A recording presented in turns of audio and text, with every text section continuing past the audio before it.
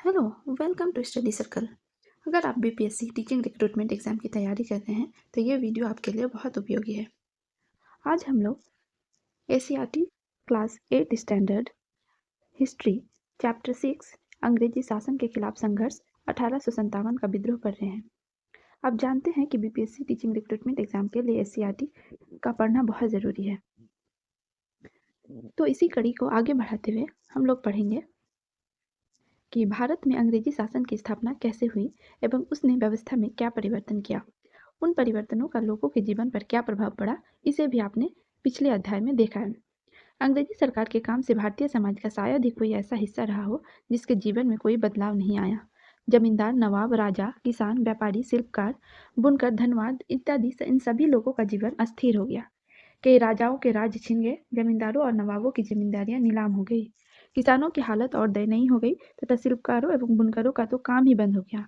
व्यापारी स्वतंत्र रूप से व्यापार नहीं कर पा रहे थे और धनवान लोग व्यापार और छोटे मोटे उद्योग में जो पैसा लगाकर लाभ कमाते थे वो भी बंद हो गया। अंग्रेजी सरकार से दुखी ये सभी लोग समय समय पर अलग अलग स्थानों पर अलग अलग तरीके से अंग्रेजी शासन का विरोध भी कर रहे थे, मगर उनके विरोध में एकजुटता नहीं थी। छोटे क्षेत्रों में सीमित उनके संघर्ष बड़ी आसानी से सरकार द्वारा दबा दिए जाते थे। फिर 1857-58 में ऐसी क्या बात हुई कि इन्हीं लोगों ने एकजुट होकर अंग्रेजी शासन के खिलाफ एक बड़ा संघर्ष कर दिया। यह तो हम जानते हैं कि कोई भी शासन अपने को बनाए रखने के लिए पुलिस और सेना रखती है। आज हम इस चैप्टर में पढ़ेंगे कि यही सेना और पुलिस शासन का विरोध करने लगे तो क्या होगा। सरकार कठिनाई में पड़ जाएगी। 1857 के अंग्रेजी सरकार के साथ भी कुछ ऐसा ही हुआ। अंग्रेजी सरकार की सेना में शामिल भारतीय सैनिकों की एक बड़ी संख्या ने शासन का विरोध आरंभ कर दिया। तो अब ये सवाल उठता है कि भारतीय सैनिकों ने ऐसा क्यों किया। तो निश्चित रूप से इन सैनिकों के साथ भी कुछ ऐसी बात जरूर रही होगी जिसने उन्हें विद्रोह करने के लिए उकसाया। तो चलिए जानते हैं उन कारणों को। भारतीय सैनिकों की शिकायतें। अंग्रेजों ने भारत में अपना अधिकार भारतीय सैनिकों की मदद से ही स्थापित किया था। जैसे जैसे पुराने भारतीय राज्य समाप्त होते गए, उन राज्यों के लिए काम करने वाले सैनिक भी बेरोजगार हो गए। इस स्थिति में उन्होंने अंग्रेजी सरकार में नौकरी कर ली। उनके लिए यह महत्वपूर्ण नहीं था कि राजा कौन है, उन्हें तो सबों के लिए लड़ाई ही लड़नी होती थी। बदले में उन्हें वेतन मिलता था। उनके लिए अपना और अपने परिवार का जीवन चलाना ज़्यादा जरूरी था। भारत में अंग्रेजी सरकार की सेना में भारतीयों की संख्या काफ़ी अधिक थी। इसमें भी अवध प्रांत के सैनिक सबसे अधिक थे। अंग्रेजी सेना में काम करने वाले भारतीय सिपाही खुश नहीं थे। उन्हें अंग्रेजी सिपाहियों की अपेक्षा बहुत कम वेतन मिलता था, जबकि काम भी बराबर ही करते थे। अंग्रेजी सेना में एक भारतीय पैदल सिपाही को 7 रुपया और घुड़सवार सिपाही को 27 रुपये मिलते थे। दूसरे भारतीय सिपाही चाहे कितना भी अच्छा काम करे, उन्हें हवलदार या सूबेदार से ऊंचा पद नहीं दिया जाता था। ये दोनों पद काफ़ी छोटे होते थे। सेना के सारे बड़े पद अंग्रेजों के लिए सुरक्षित होते थे। सेना के लिए बनाए गए नियमों से भी ये खफा थे। नए नियमों के अनुसार भारतीय सैनिकों को दूसरे देशों के साथ होने वाले युद्ध के लिए समुद्र पार भी जाना होगा। ऐसा प्रावधान किया गया और ये कानून 1856 में बना। हिंदू धर्म में उस समय समुद्र पार करके दूसरे देश में जाने को पाप माना जाता था। इसके अतिरिक्त अंग्रेज अफसर और सिपाही भारतीय सैनिकों के साथ बहुत अपमानजनक व्यवहार भी करते थे। आज ही की तरह उस समय भी अधिकांश सिपाही किसान परिवार से आते थे। जब अंग्रेजों की नई भूमि व्यवस्था से किसान बर्बाद होने लगे तो सैनिकों पर भी इसका प्रभाव पड़ा। अतः अंग्रेजी नीतियों से सामाजिक जीवन में जो बदलाव आ रहा था, सैनिक उससे सीधे तौर पर प्रभावित हो रहे थे। इसी समय अंग्रेजों के सामने एक बड़ी समस्या आई। ये समस्या थी नए किस्म की एनफील्ड राइफल। ये राइफल के जो कारतूस होते थे, उस पर कागज का एक मोटा खोल चढ़ा होता था। खोल बनाने में गाय, सुअर एवं अन्य जानवरों की चर्बी का इस्तेमाल किया जाता था। कारतूस में भरने से पहले खोल को दांत से काट कर हटाना पड़ता था।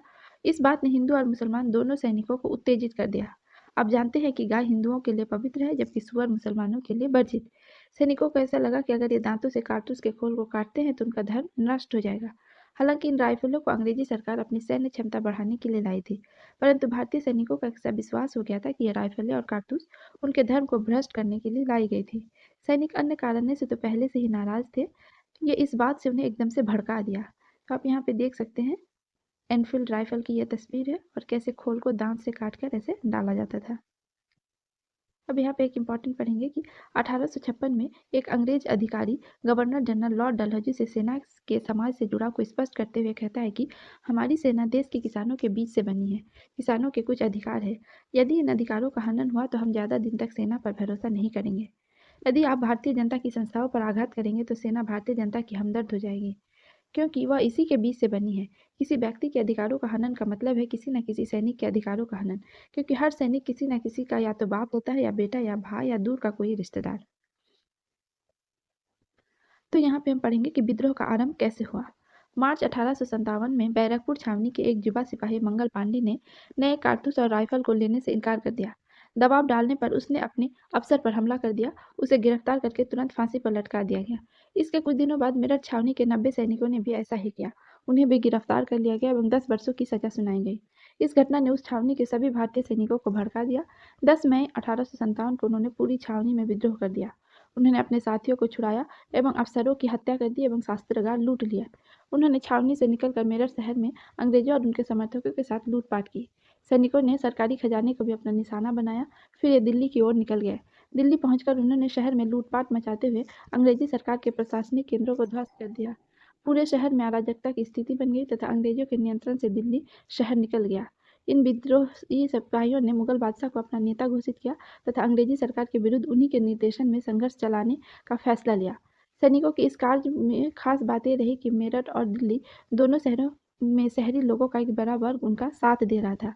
तो यहाँ पे आप देख सकते हैं, ये मंगल पांडे का चित्र है और ये बहादुर शाह जफर का चित्र है। बगावत फैलने लगी। कैसे फैलने लगी? जैसे जैसे दूसरी सैनिक छावनियों एवं जमींदारों, किसानों तथा शहरियों को मेरठ और दिल्ली की घटनाओं का पता चला, ये लोग भी अंग्रेज सरकार के विद्रोह में सक्रिय होने लगे। ये खबर कि दिल्ली पर से अंग्रेज का अधिकार खत्म हो गया है एवं मुगल बादशाह ने भारतीय सैनिकों को अपना समर्थन दे दिया है, अंग्रेजी सरकार से असंतुष्ट सभी लोगों को एक बड़े अवसर की तरह दिखी। ज़्यादातर असंतुष्ट राजाओं, नवाबों और जमींदारों ने यह महसूस किया कि अगर भारत में फिर से मुगल बादशाह का शासन आ जाएगा तो ये पहले की तरह बेफिक्र होकर अपना काम कर सकेंगे। इसलिए अगले कुछ महीनों में लगभग पूरे उत्तर भारत में अंग्रेजी सरकार का विरोध शुरू हो गया। प्रत्येक जगह सैनिकों ने विद्रोह आरंभ कर दिया और लोगों ने उनका समर्थन किया। इन विद्रोह का नेतृत्व या तो जमींदार या नवाब कर रहे थे, या फिर वैसे राजा जिनका राज अंग्रेजों ने छीन लिया था। दिल्ली के बाद कानपुर, लखनऊ, झांसी, आरा इत्यादि जगहों पर विद्रोही ने अंग्रेजी शासन को लगभग समाप्त कर दिया। कानपुर में मराठों के आखिरी पेशवा बाजीराव द्वितीय के दत्तक पुत्र नाना साहब ने इसका नेतृत्व किया। अंग्रेजों ने इन्हें मिलने वाली पेंशन बंद कर दिया था। इनके प्रमुख सहयोगी तात्या टोपे और अहमदुल्ला थे। लखनऊ में बेगम हजरत महल, जिनके राज्य अवध को अंग्रेजों ने हड़प लिया था, विद्रोह का नेतृत्व कर रही थी। इनका समर्थन यहाँ के किसानों ने बड़े पैमाने पर किया। विद्रोह का एक और बड़ा केंद्र झांसी था।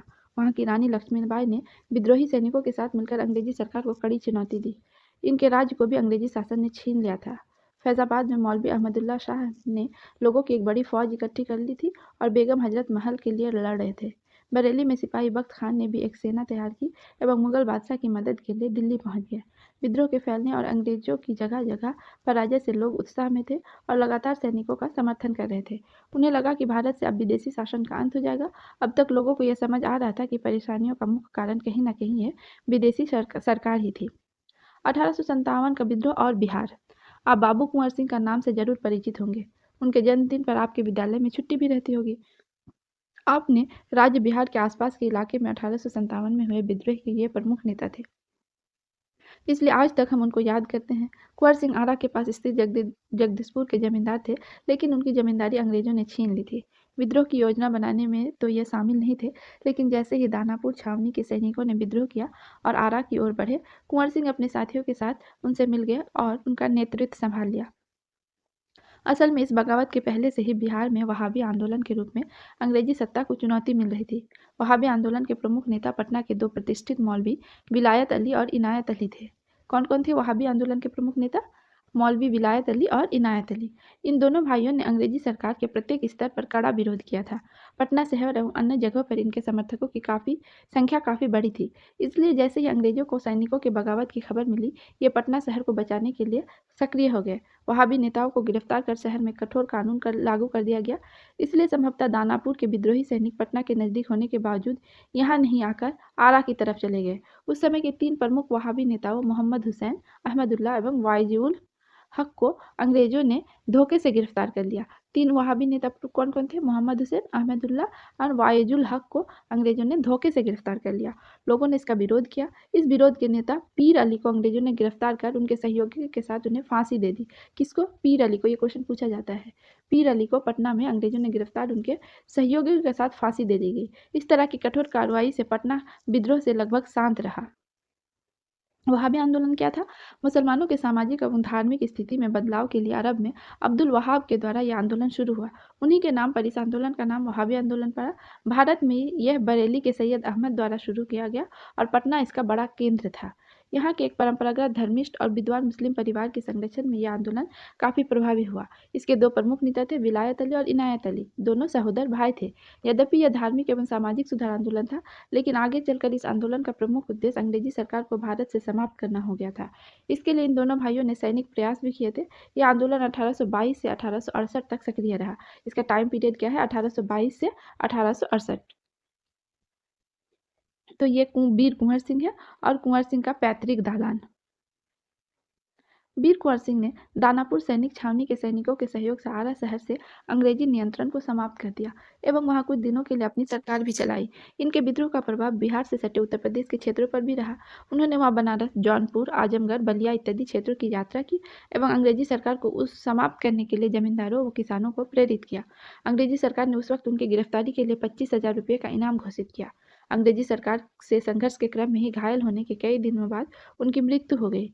उनके निधन के बाद उनके भाई अमर सिंह के द्वारा छापामार युद्ध शैली छिपकर हमला करना से अंग्रेजी सरकार को काफ़ी परेशान किया गया। अंततः यह भी गिरफ्तार कर लिया गया और उन पर मुकदमा चलाया गया और इसी दौरान उनका निधन हो गया। विद्रोही क्या चाहते थे? आप ये सोच रहे होंगे कि विद्रोह में शामिल राजाओं और जमींदारों को इस बगावत से क्या फायदा होने वाला था। हमने पहले देखा है कि वे सरकार से असंतुष्ट थे और इस विद्रोह के द्वारा अपना खोया हुआ शासन वापस चाहते थे।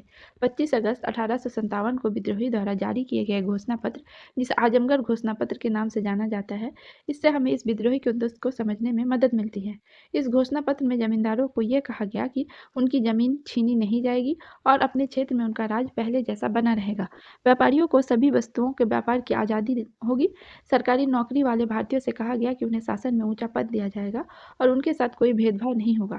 पंडितों एवं मौलवियों को धर्म की रक्षा करने के लिए साथ देने के लिए कहा गया। बुनकरों एवं शिल्पकारों को भी सरकारी सहायता का भरोसा दिया गया।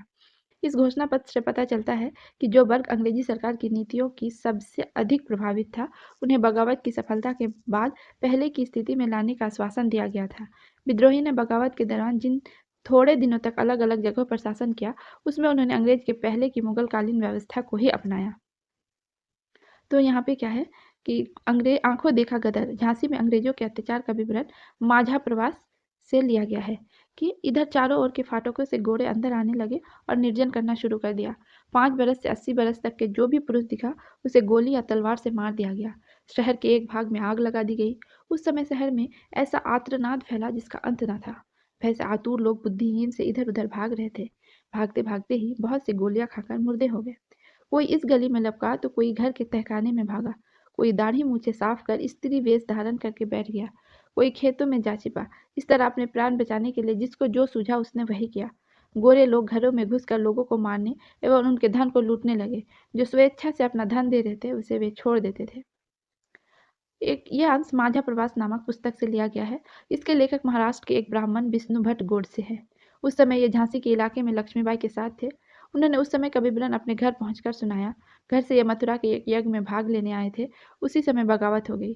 उससे जुड़े कई विवरण उन्होंने इस किताब में दी है और उसी का एक छोटा सा अंश यहाँ पे हमने पढ़ा। अब विद्रोह को दबा दिया गया। कैसे दबाया गया? जब भारतीय विद्रोही अंग्रेजी राज को समाप्त करने पर तुले थे, अंग्रेजों को मारा काटा जा रहा था, उनकी संपत्ति लूटी जा रही थी, तो अंग्रेज सरकार व सेना क्या कर रही थी? अपनी सरकार व अपने लोगों को बचाने के लिए उसने भी तो कुछ किया होगा। ये भारत से अपने शासन को ऐसे ही तो नहीं समाप्त होने देते। भारत पर अधिकार से अंग्रेजों को होने वाले लाभ के बारे में तो हम पहले ही पढ़ चुके हैं। उन्हें दोबारा अपनी सरकार को भारत में स्थापित करने में 2 वर्ष लग गए। उन्होंने इंग्लैंड से और फौज मंगवाई। उन्होंने सबसे पहले दिल्ली को अपने अधिकार में लिया। मुगल बादशाह बहादुर शाह जफर को उनके बेटों के साथ गिरफ्तार कर लिया गया। उनके बेटों को उनके सामने ही गोली मार दी गई तथा बादशाह को रंगून भेज दिया गया, जहां 1862 ईस्वी में उनकी मृत्यु हो गई। इसके बाद लखनऊ पर धावा बोलकर उसे अधिकार में लिया गया। बेगम हजरत महल गिरफ्तारी से बचने के लिए नेपाल चली गई। उसके बाद कानपुर को भी अंग्रेजों ने जीत लिया। नाना साहब भी नेपाल चले गए। झांसी की रानी युद्ध करते हुए शहीद हो गई। तात्या टोपे छुपकर आदिवासियों के सहयोग से अंग्रेजों के विरुद्ध छापामार युद्ध चलाते रहे, लेकिन एक जमींदार के धोखे के कारण पकड़ लिए गए और उन्हें फांसी दे दी गई। कुंवर सिंह और अमर सिंह के साथ क्या हुआ, ये आप पहले ही पढ़ चुके हैं। आरा और आसपास के क्षेत्रों पर नियंत्रण कायम कर लिया गया और उसके खानदानी घर को ध्वस्त कर दिया गया।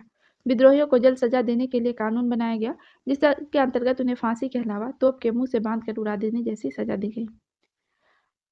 अंग्रेजों ने सबसे पहले दिल्ली पर ही अधिकार क्यों जमाया? भारतीय विद्रोहियों के पास अंग्रेजों के एकजुट हमले का कोई बचाव नहीं था। उनके पास उतना धन भी नहीं था।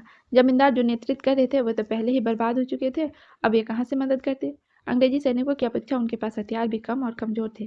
जो हथियार और गोला बारूद कारतूस सैनिकों ने लूटे थे वे समाप्त हो चुके थे। उसे बनाने का या प्राप्त करने का दोबारा साधन भी नहीं था। अतः भारतीय अब परंपरागत हथियारों तलवार भाला से लड़ने लगे। आप सोच कर देखें, कहाँ बंदूक कहाँ तलवार। बंदूक की जीत तो होनी ही थी। जैसे तैसे लोगों ने अपने नेताओं की हार के बारे में जाना, उन्होंने भी अपने को उनसे अलग कर लिया। भारतीय लोग अनायास ही इस विद्रोह का हिस्सा बन गए थे। उनके पास पहले से कोई योजना नहीं थी। जो भी हो रहा था बगावत के समय ही। दूसरी बात यह थी कि यह विद्रोह पूरे भारत में नहीं फैला। दक्षिणी और पश्चिमी भारत इससे अछूता रहा। इसके अतिरिक्त सभी भारतीय सैनिकों ने अंग्रेजों का विरोध भी नहीं किया। इन्हीं सब वजह से भारत में अंग्रेजों का एक बार फिर से अपनी सत्ता को स्थापित कर पाने में कामयाब रहे। विद्रोह के बाद का वर्ष कैसे रहे? विद्रोह के दमन के बाद भारत में अंग्रेजी शासन के ढांचे एवं स्वरूप में काफ़ी परिवर्तन किया गया। 1858 में ब्रिटिश संसद ने कानून पास करते हुए भारत पर से ईस्ट इंडिया कंपनी के शासन को समाप्त कर सीधे ब्रिटेन की सरकार के शासन को स्थापित किया गया। भारत का प्रमुख प्रशासक ब्रिटिश सरकार के एक मंत्री को बनाया गया। इसे भारत सचिव कहा गया। भारत के सभी शासकों को भरोसा दिया गया कि भविष्य में उनके राज्य को उनसे छीना नहीं जाएगा। सैनिक ढांचे में बदलाव करते हुए यूरोपीय सैनिकों की संख्या बढ़ाई गई। अब उनका अनुपात 2:5 का रह गया, यानी कि प्रत्येक 5 भारतीय सैनिकों पर 2 गोरे सिपाहियों को लगाया गया। यह भी तय किया गया कि अवध, बिहार, मध्य भारत एवं दक्षिण भारत से सिपाहियों की भर्ती करने की जगह गोरखा, सिख और पठान को ज़्यादा संख्या में भर्ती किया जाए। इन 3 समूह के सैनिकों ने विद्रोह को दबाने में कंपनी को काफ़ी सहयोग दिया था। इसी वक्त उन्होंने यह भी तय किया कि भारतीयों के धार्मिक एवं सामाजिक जीवन में छेड़छाड़ नहीं की जाएगी। इसी प्रकार बगावत के बाद भारतीय शासन के स्वरूप में जो बदलाव हुआ, उसके परिणाम काफ़ी दूरगामी सिद्ध हुए। भारत के राजनीतिक क्षेत्र में इसके बाद बदलाव की शुरुआत हुई और आगे के चैप्टर्स में हम इसे पढ़ेंगे। तो हमने अंग्रेजी शासन के खिलाफ संघर्ष 1857 के विद्रोह के बारे में पढ़ा। आपको ये वीडियो कैसा लगा?